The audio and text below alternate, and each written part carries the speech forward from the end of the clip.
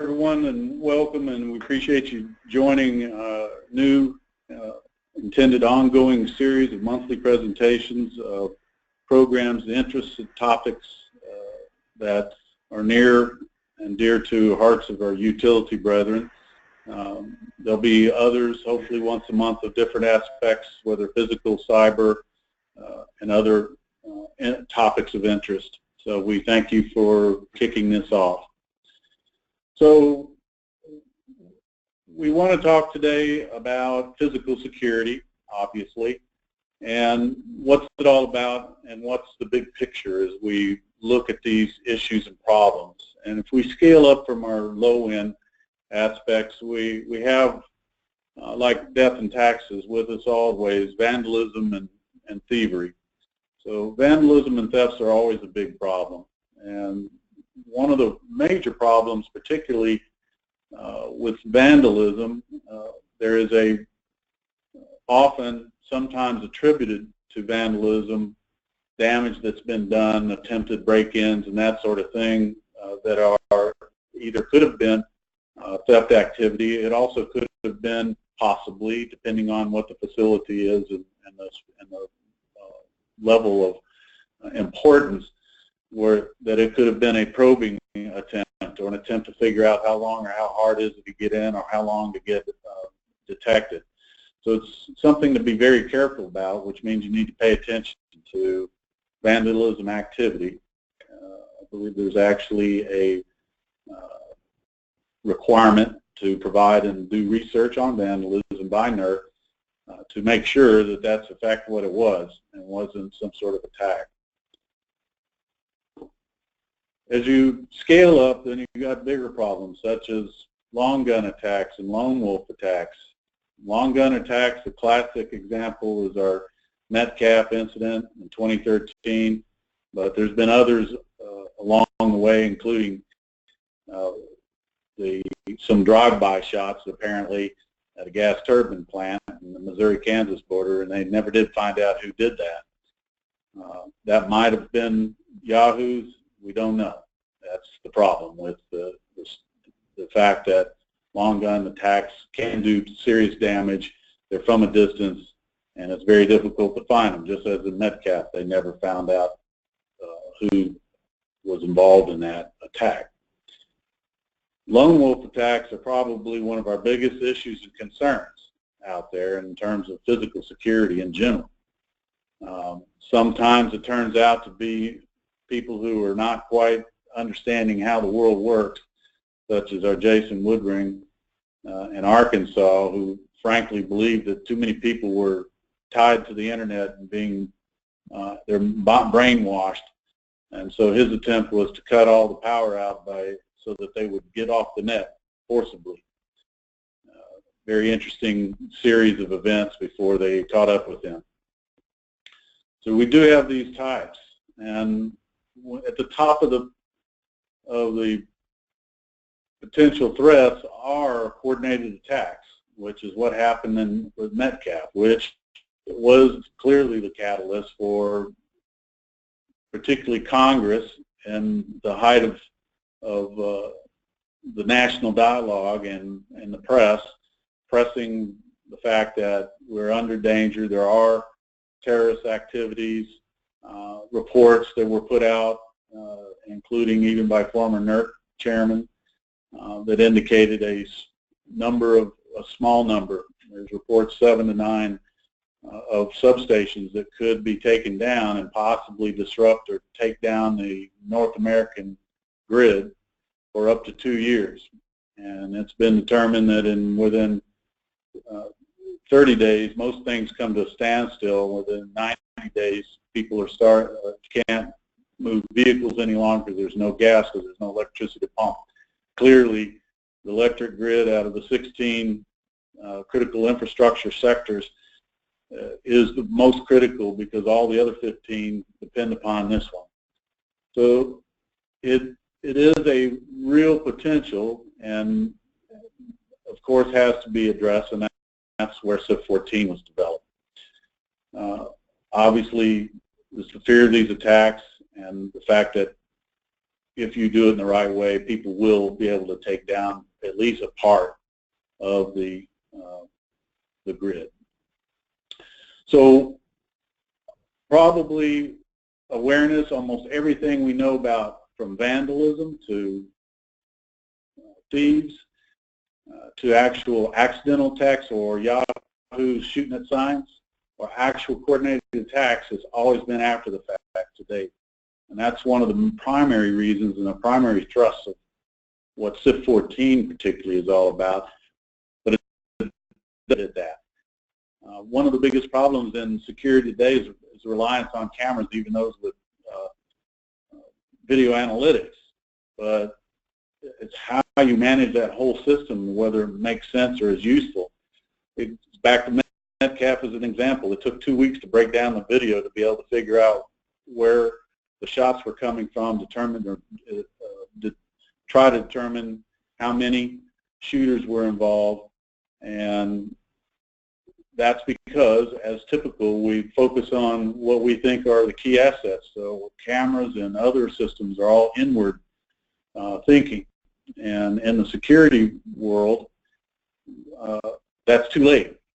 If all you care about is following up after an incident so that you can document it, that's fine. But if you truly are seeking to find ways to protect your assets, and when you put money in that you actually have money saved to offset that expense, then you need to think in terms of situational awareness. What can I do before someone comes in and climbs a fence or drives through the fence line, plants a bomb, steals a spool of copper, whatever it may be? What can I do to thwart that at all? So that's the main thing. So if you have real-time situational awareness and that allows you to rapidly assess what's going on and communicate it to authorities, other utilities, whatever it may be, that's key. And that doesn't mean just being compliant with CIP-014. That's a good security practice up and down the scale. Now, of course, it's still cyber attacks are the biggest. So let's basically put this all in perspective. The vast majority, as an example here in the second bullet, the Department of Energy calculated there were over 1,100 times that they were hacked sometime between 2011 and 2014.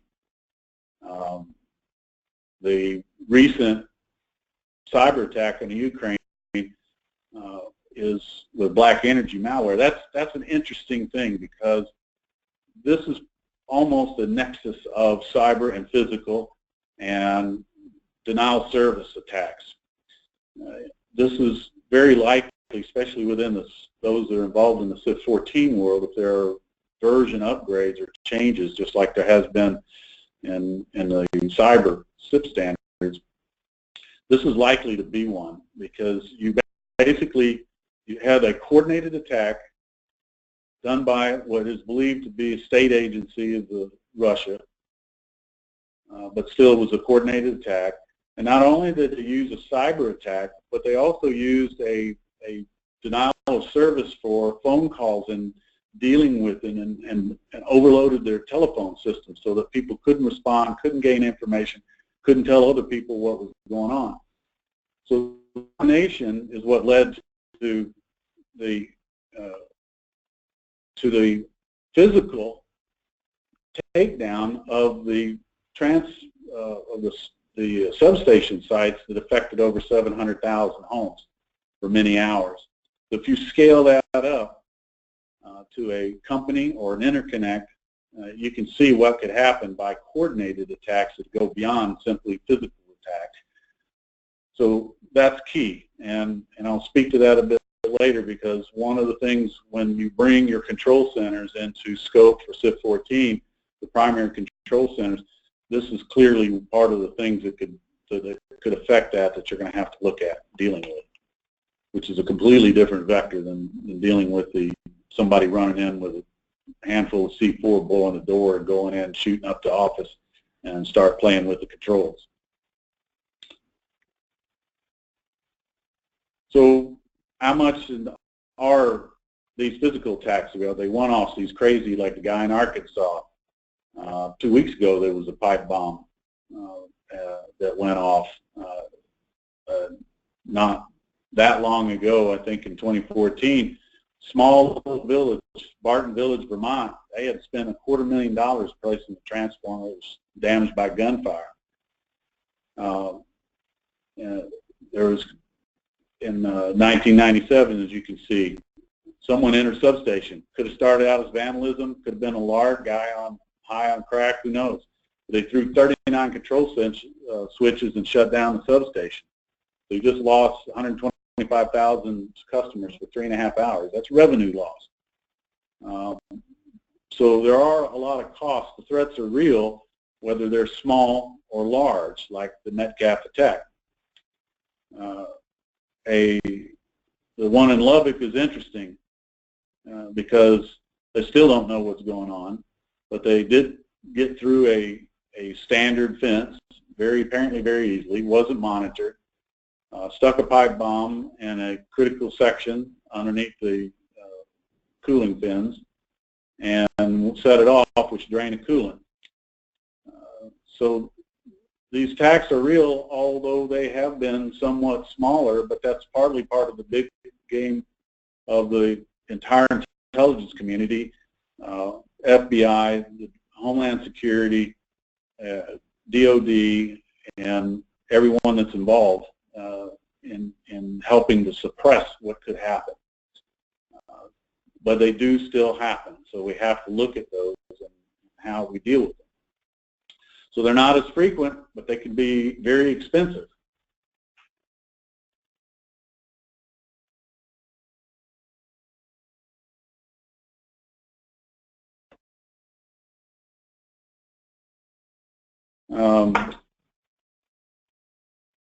As I mentioned, they're expensive in terms of dollars, and that can be, your replacement costs are obvious, lost revenue is huge, but you also have your labor and the people that can't work productively are doing something else.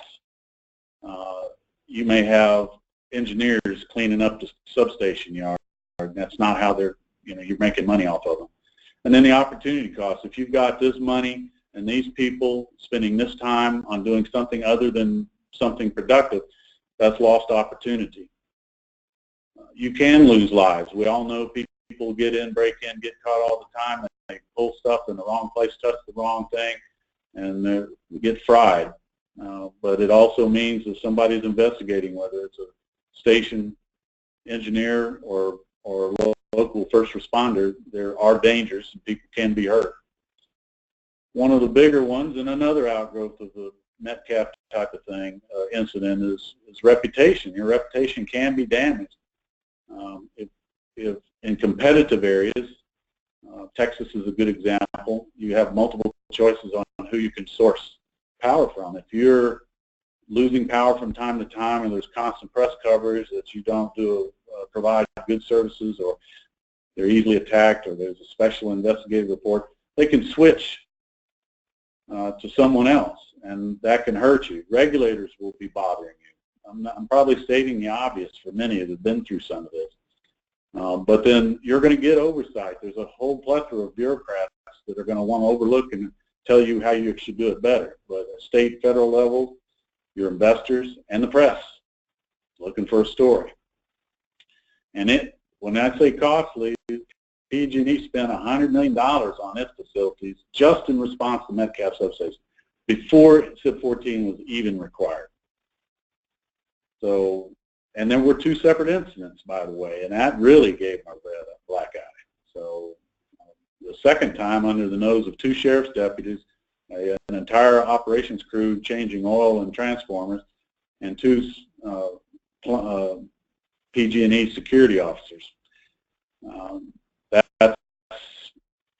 That's not good, and that doesn't look good.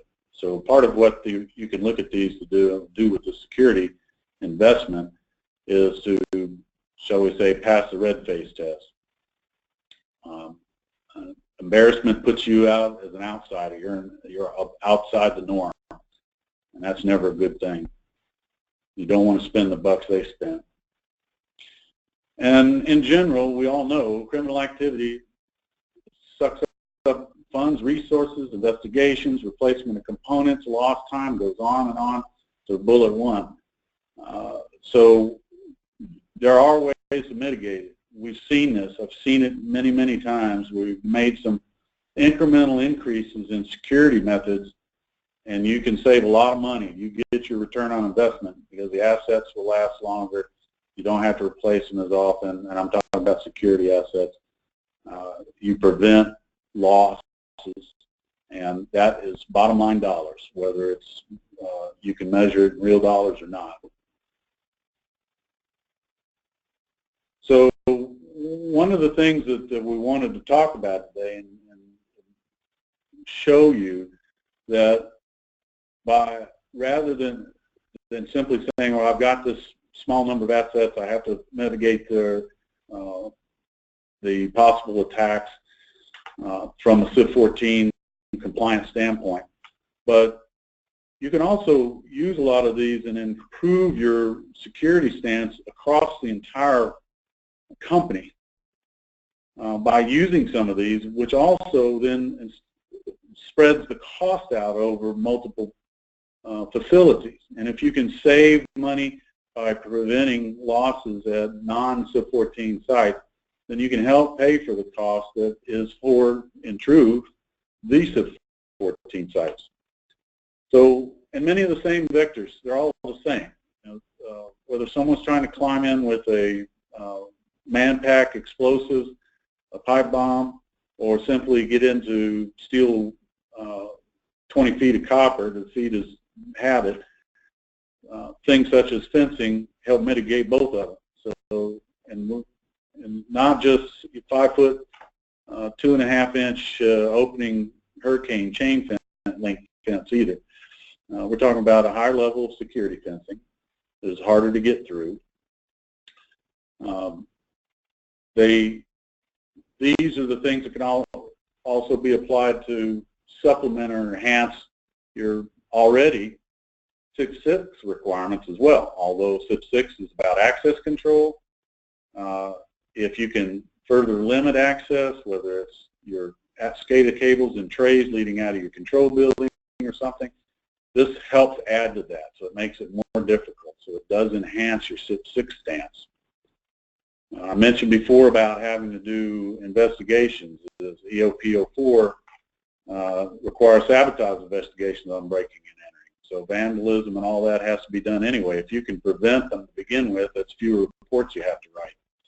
And also, the situational awareness, if you implement it, will provide a better way to identify and determine what was that investigation and determine was it truly sabotage or a theft attempt or a coordinated multi-person attack. So the idea would be to leverage the different security measures that are overlaid in order that you may need to look at for CIP-014 compliance as well, and see how can you address it across your security environment and use that to help in your return on investment calculations because you're going to pick up savings through reduced theft and vandalism and time loss and the things that we discussed in the previous slide. So again, that's to help to offset some of the CIP-014 costs. Some of the cross boundaries, standard use that you can look at, and I've worked with several companies that I've determined that in the long run, after looking at costs and vandalism, is simply putting up standard chain link fence and then replacing it when it gets cut with the shears and such, and going out and patching it, replacing it every so often. It is to, in the long run, more expensive up front, but cheaper in the long run, to use a high security fencing, preferably something that's anti-ram or at least sturdier than a standard chain link fence, and is anti-climb, anti-cut, particularly. So it will cost more up front. The other benefit is that if you have a number of CIP-014 sites that you do have to put your gold standard security plans into play, then having these other sites helps hide in the open your true CIP-014 sites. Whenever you have a large differentiation between protection designs, that's to anyone who's truly scoping things out, if there is a reconnaissance for a coordinated attack, if there's this 12-foot anti-climb, anti-ram fencing around CIP-014 sites and 6-foot chain link around everything else, it's going to tell them which sites are your CIP-014 sites. So you get a lot of benefit out of standardizing on a stronger fence line. The access control, I'm not even going to preach on that, but what you want to do is look at how to expand that and to beyond that. There's many places where you'll have, I've seen where control buildings they have CIP-6 prox cards on them on the substation, and yet the fence gates have a locker or something less than a chain with a padlock around it that you can snip with a $15 pair of snips that you can get at any Home Depot. You can't tell if someone's access or not, but if you've got access control on the doors and the other connections in the substation, put it on the fences, put on the gates, add man gates so that you don't open it up to vehicles all the time every time you open the gates. That's a key thing. So look beyond how to use this. If you've already got to implement this because of CIP-6 or the cyber CIP requirements and you've got the connectivity, expand it. It's very easy, very inexpensive to do, and yet it gives you greater situational awareness in real time. If somebody busts that gate open and there's electronic on it, you're going to get a door alarm condition scenario, and if you've got cameras on the site, you'll know what's going on quickly. Where if they just cut the lock, you don't know. If you can put it in, and there's lots of different flavors of intrusion detection systems, something on the perimeter and preferably even outside the perimeter as far as you're legally allowed to go. The sooner you know what's going on, the more time you have to assess what's happening, the better off you're going to be. This is, again, back to that situational awareness, and this is good. If you have substations that have a lot of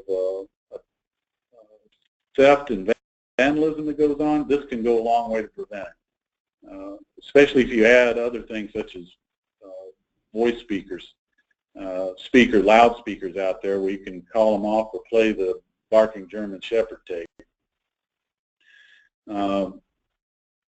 The camera systems need to think besides looking in and monitoring your security equipment, because it's too late then. If somebody's already inside and they're doing something to your critical equipment, it's probably too late, and given most platforms without a PSIM to monitor and some sort of active electronics to alert someone, it's still already too late because there's no telling how much time you got, whether it's 4 minutes or 40 minutes for the local law enforcement to respond.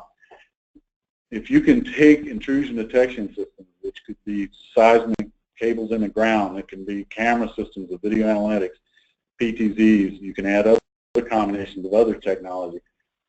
The further out that you can detect that there's something that might be happening that you don't want to happen, the longer you have to assess and get someone out there to respond, even if it's a security officer from a nearby building to go out and take a look and scare people off. Cameras. Don't you love this set of cameras?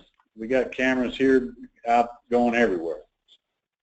But it is funny, but at the same time, it's having good camera systems strategically placed, preferably on your key ones and your P2Zs to have capability to, or on your fixed cameras, to direct P2Zs, video analytics, and then have that integrated, preferably in a software platform that integrates all the disparate systems that you may have, such as PACS cameras, the intrusion detection systems you may have, door alarms, all types of activity. to bring that in and look it over and be able to make a decision about what happens next. Who do I call? Do I just scare them off with a voice-over loudspeaker? Do I call the police? Do I send a substation engineer that she knows out there on site? I think those are the key, and all of these are useful regardless of the level.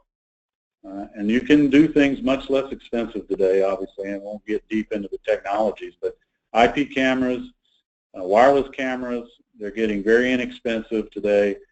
In the lower end side, that may be sufficient. On the higher end equipment, you might want to use these, nice, expensive all-weather housing type cameras.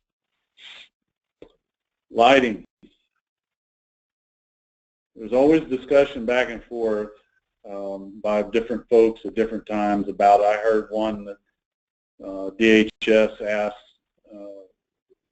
this was just in a certain area on the East Coast, concerned about after 9/11, more small aircraft terrorist attacks, getting the Cessna 172 out and filling it up with explosives or fuel fertilizer mixture, and then, so I guess, crashing it into substations. And so the DHS security people recommended that they turn out all the lights. If they can't find it, then they probably won't attack it. I guess maybe that was before GPS on everybody's phone works really great. My phone works often above 10,000 feet on the airline, so it's probably not a rational argument any longer, if it was even then. The reality is, and all the work that's been done by the folks that make up, and that's a lot of police departments, police chiefs, specialists from all walks of security life, that lighting is useful. It does cause, at the very least, those that will not operate in light will go away. They like to be in the darkness, and so they're deterred by light. So take advantage of it and use it. You can go beyond that on critical sites. Strobes and flashing lights are disorienting. Anybody old enough to enjoy the 70s disco dance floors will know what I'm talking about. As you get through the feel like with a strobe light, it's about 10 frames per second and everything that's going on out on the dance floor. That is disorienting, and it can aid in your delay time and make it easier for first responders. Clear zones, universal for sure. So lighting and clear zones. Open area makes it easy to see. Metcalf had large shrubbery. They determined that a lot of the gunfire came from shrubs that were about 35 to 40 feet away in total isolation. You could not see anything, not even the rifle muzzle, the AK-47. They just determined it because as porous as a chain link fence is, it hit the chain link and caused sparks. That's how they're able to determine it.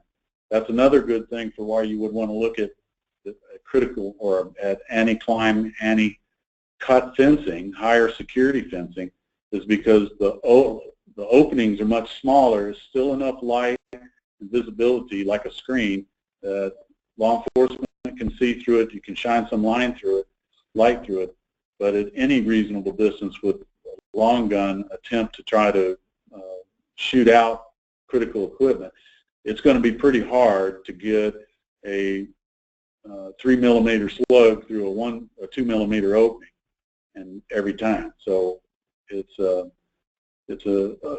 clear area, and if you force them to get further back away from everything, the more difficult it is. And 10 feet or more is always the great thing. Cover and concealment. Again, doesn't have to be for CIP-014, but if you do the work and the research on it, you can do that. And it doesn't have to be $1 million, per 100 feet, ballistic rated level 10 stuff. The fencing is your first line of low-level gunfire, but you can put concrete wall, concrete masonry unit, concrete block walls. That'll stop most all expected gunfire that you're going to see. It also obscures the view of the critical parts of your equipment, including all the cooling fins, air conditioning fans, and such, so that you can't hit very well what you can't see. So this can be useful, and you get a secondary benefit of something like that that could be a firewall at the same time. Or you can go the full route and use full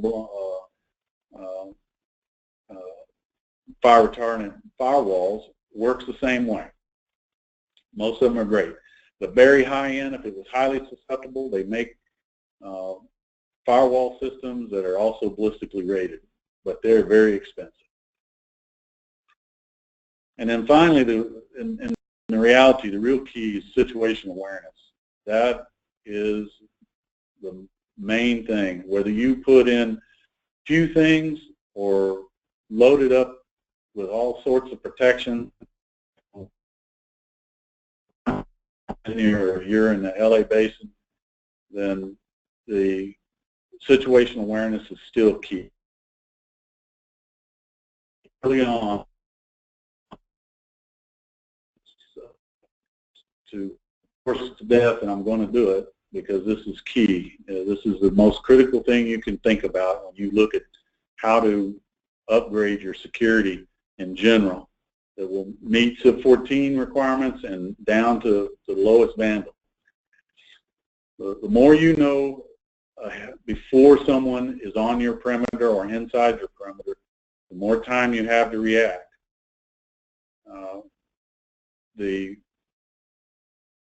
And there's lots of ways to do this and increase it. You can do it with cameras. You can do it even with lights and some strategic cameras. You can there are some great technologies out there today, including radar, that can drive pan, tilt, zoom cameras and generate alarms and track speed, direction, and azimuth headings. And so you can determine what direction they're going and where they're going and how fast they're going. But look outward with your cameras. Have that ability. Add cameras covering the interior facility. This helps during if it's an actual attack or something, you can help coordinate your law enforcement response. If you have buildings that have glass on them and you don't have glass break sensors, that's another way. In surveilling a property, people will figure out how to get in.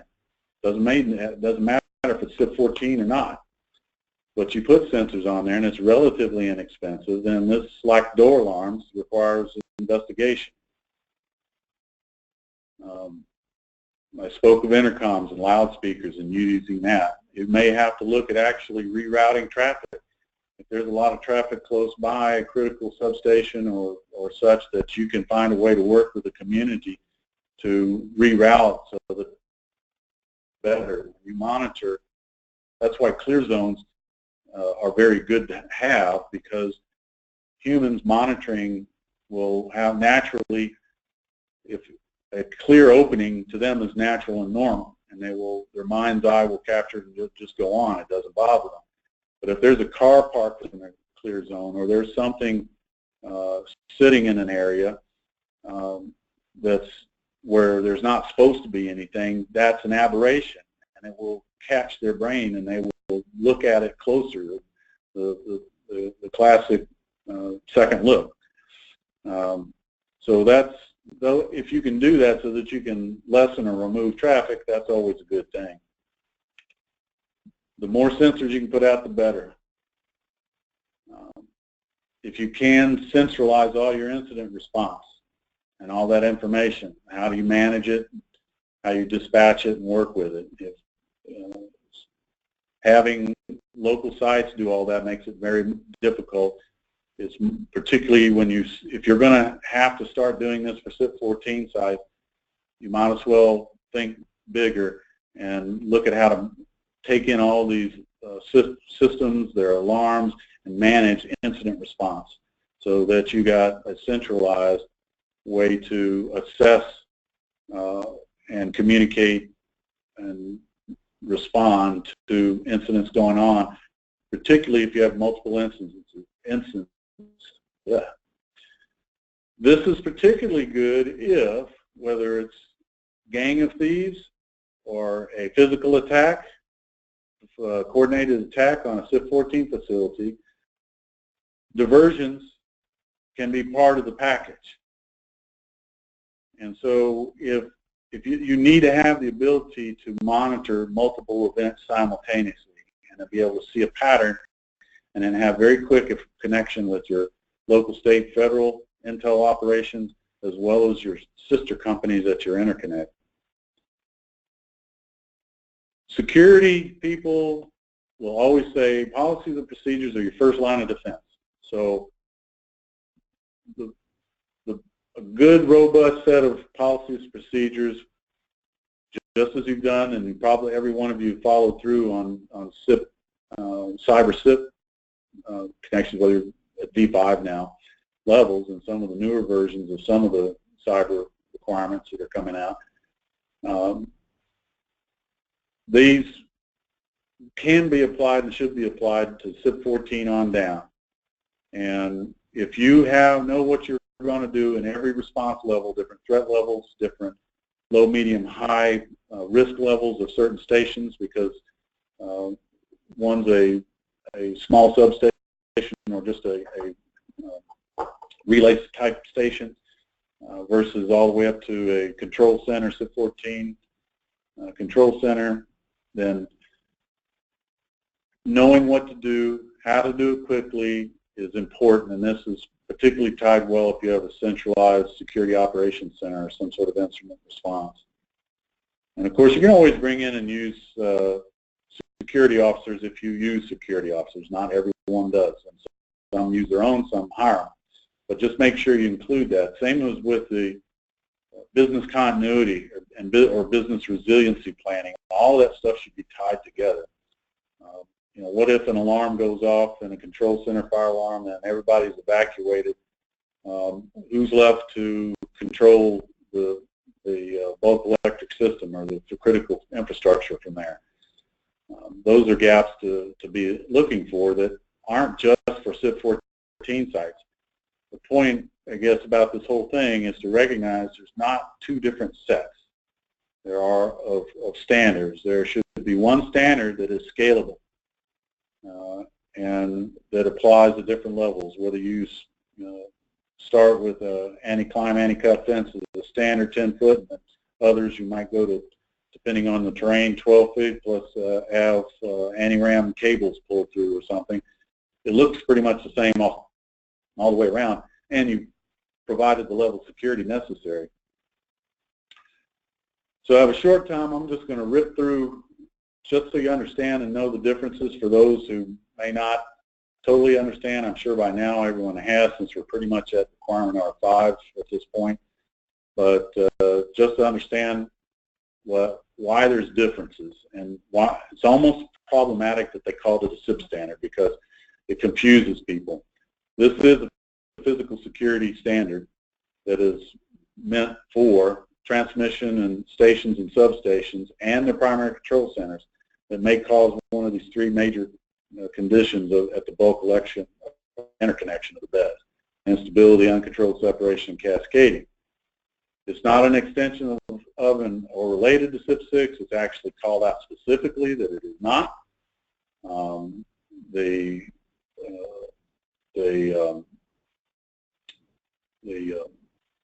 security measures are access control related for CIP-6 and not physical.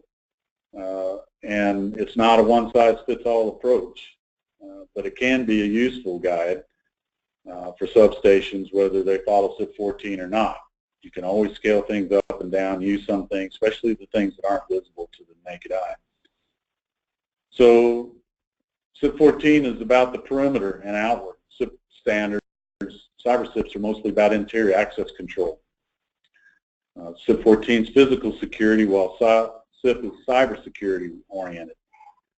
As I mentioned, CIP-014 is outward facing. Cyber standards are basically inward stand. One of the things that's difficult and confusing in CIP-014 is that it's a best practices compliance. It's prescriptive, whereas the CIP standards are very prescriptive, very definitive about what you will and won't do. Two big pieces. One side's the actual engineers figuring out what's in scope, and the other part is doing assessments and creating circuits, security plans. Both sides get a third-party review. So there's some basic NERC compliance issues. Obviously, you want to have alignment with existing NERC compliance programs. You want to write and establish a framework, program manual. We'll get the slides so you'll be able to walk through these things, but this is pretty much the same type of thing. So you want to build the same infrastructure you built for your CIP standards. Most are probably familiar with the North American Transmission Forum. It has always been a big influencer in the industry. They work very diligently over a period of time after the standard came out to create a set of guidelines for R4 and R5. So that's their work looking into. The only caution I would give you is that there's a lot of things that were implemented that because of work with government, federal and what have you, that there are things such as the Interagency Security Committee standards, ISC's policies, and that are aimed at multiple agencies in a lease facility, particularly Class A high-rises, that aren't applicable to what goes on in substations. So it's still worth going through. I've done extensive analysis and used it and compared it. Basically, if you follow the NERC guidelines and the guidance that talks about the key aspects of long gun fire, explosives either carried in by manpack or by vehicle, and look at concerns in controlling takeover of your primary control center under NERC and guidance from the regional entities and security specialists, you pretty much cover everything, at least 98% of everything that's in the NATF standards.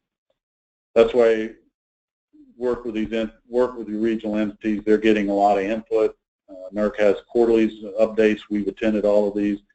There's a lot of activity back and forth. We recognize there's differences in different regions based upon where you're located. The LA Basin is a lot different than the mountains of Pennsylvania, as an example. We're working around Washington, D.C. versus northern Alabama. Not to disparage any of those. And communicate with the other entities, and try to find a sweet spot. In our work, we do that very much in trying to make sure you're not too low, too high in terms of both dollar and overtime, overwork, underwork. There's definitely safety in the herd. So the threat definition is one of the first things you want to build. There's a lot of them out there. DHS has what they call it, the design basis threat. So does DOD. Basically, you're defining your threats and the vectors that would be in scope, given what the guidance provides. As I mentioned, most of it has to do with long gun, like METCAP, vehicle-borne IDs, personal-borne.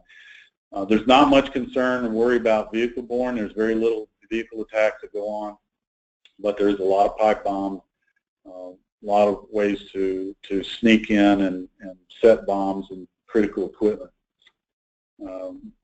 But build this up. If you build this up and have some standards built on, the box will tell you some that you could use, then you can say, to the auditors, I defend it up to this level based upon my intel threat environment, and beyond that is not necessary because.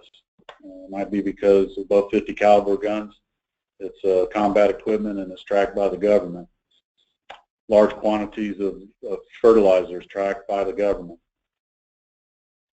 Drones are the biggest new thing to worry about. Compact radar is great for that. They can track up to 10,000 feet or more. You set your PTZs to be able to see the skies over your substation, and you can track them and actually record them and perhaps get some forensic data to turn over to the police department. Always consider resiliency and redundancy. Don't forget, in other words, if I can do fast control switch over, parallelism, there's different aspects that can be done. Use those and you'll reduce the cost of your physical protection requirements. And don't forget ongoing maintenance and refresh needs. And if you have to use security officers, incorporate them into the solution. And do not forget to have some form of sophisticated physical security information manager. If you add a bunch of new technologies to follow what's going on, you'll overload your watch group, particularly if you have a centralized center for that.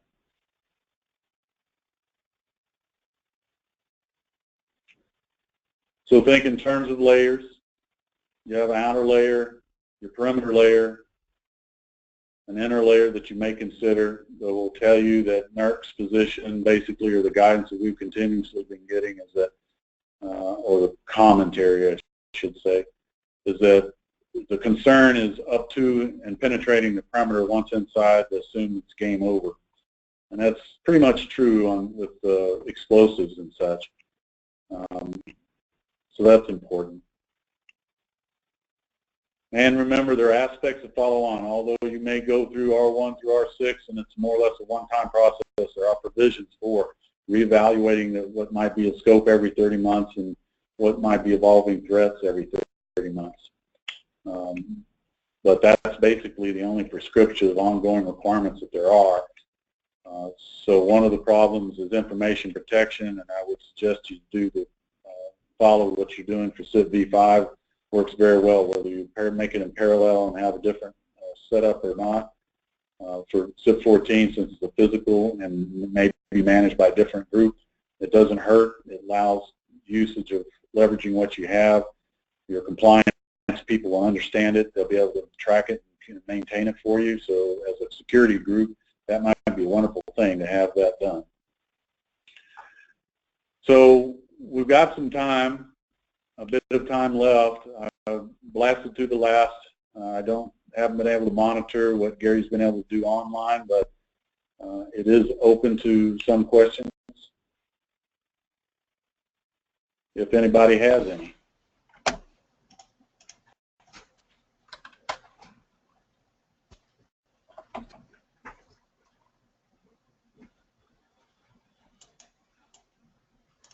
Jonathan or Nikki, is there anything there showing up that can be addressed immediately or needs?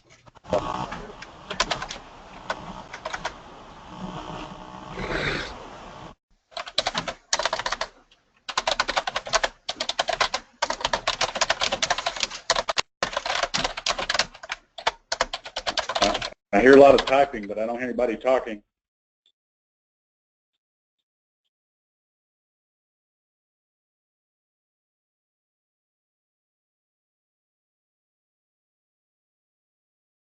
Gary, are you there? There are no questions other than receiving these slides through email.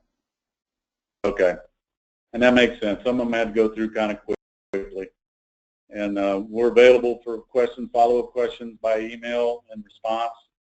We're happy to answer. Again, this is the first of an ongoing series. Be more. Flip back to the cyber side next month, where we'll talk about low impact CIP requirements and seeing if you find some ways that help you or ready. We also have an upcoming one, I think it's planned for June, which will be on drones specifically. Very good, very information-rich presentation on drones. So if there's a drone concern, that's a great one to follow up for the physical security folks. So unless I get something different from my handlers in Kansas City, Lenexa, I can believe we can wrap that up and say thank everyone for participating. Look forward to any questions coming later.